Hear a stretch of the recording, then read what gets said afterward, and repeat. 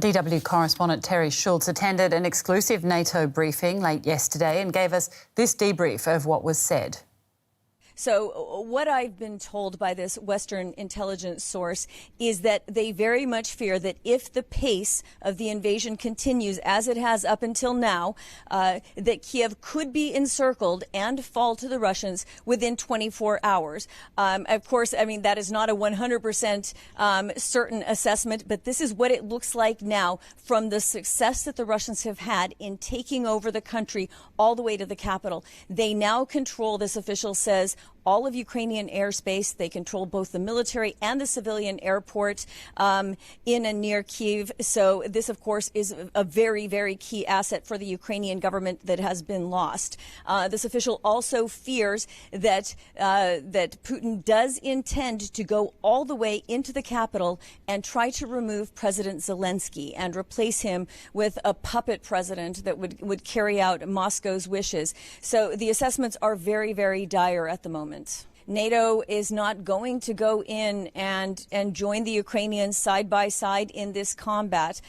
Today we heard Secretary General Stoltenberg praise the Ukrainian men and women in uniform for fighting bravely. I think everyone's hearts are breaking as they watch this, but there simply would never be an agreement by 30 allies to go in and fight for Ukraine. That was never going to happen.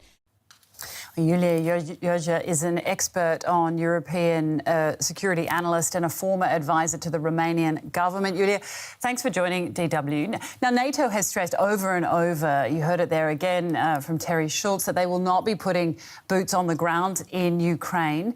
Without military support, is the fall of Kyiv a foregone conclusion?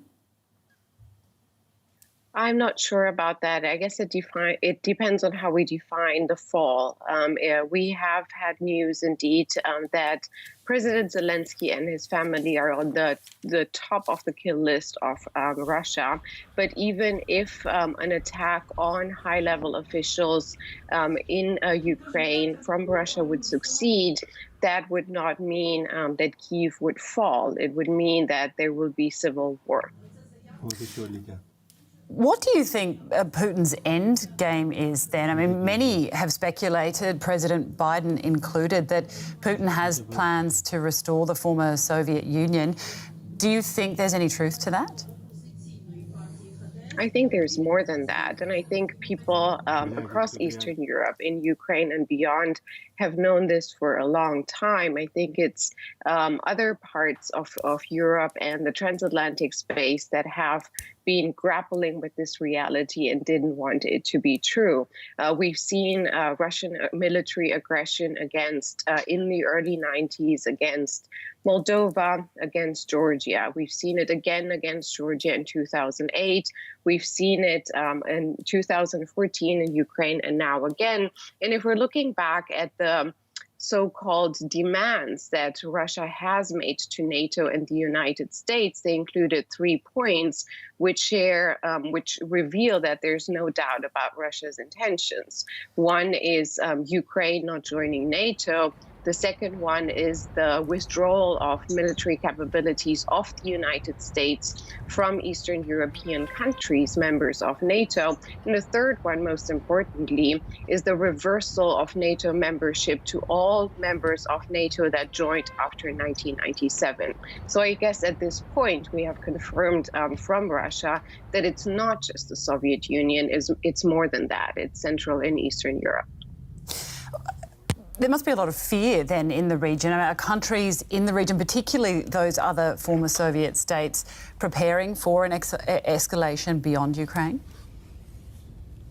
Yes, we've seen the most clear signs, if you will, in terms of preparation now for many years, military and on the non-military side. If you think about the energy decoupling in the Baltic countries, in Poland after 2014, and we've seen, of course, increasing worries in all former Soviet Union countries, and again, outside of those, if we're looking at Poland or Romania, who are neighboring Ukraine. So there's there's a lot of concern. There's a lot of planning taking place on the ground, and of course, there's a lot of military preparation. On the NATO side, we see a little bit of that with an enforcement of the eastern flank and maybe some discussions about the launch of the rapid reaction force. But mostly that is aid that is being provided, just like we've seen over the last 10 years or so by the United States, whereas aid from the rest of NATO members to Eastern Europe is much more reduced. Julia, we're almost out of time, but I did want to just sort of widen that idea of what are the implications that this will have for peace and security in Europe?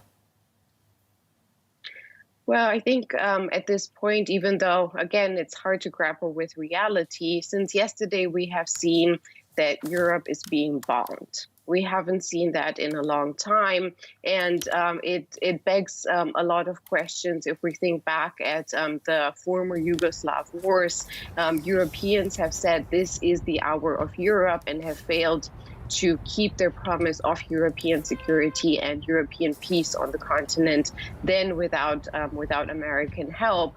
Now we're seeing that we haven't learned the lessons on both sides of the Atlantic, and that we have now a situation in which Europe is being bombed, and more is likely to come. And from the Western side, we're seeing only discussions about sanctions and how harsh they should be. Julia, thank you. Julia Joya, European security analyst.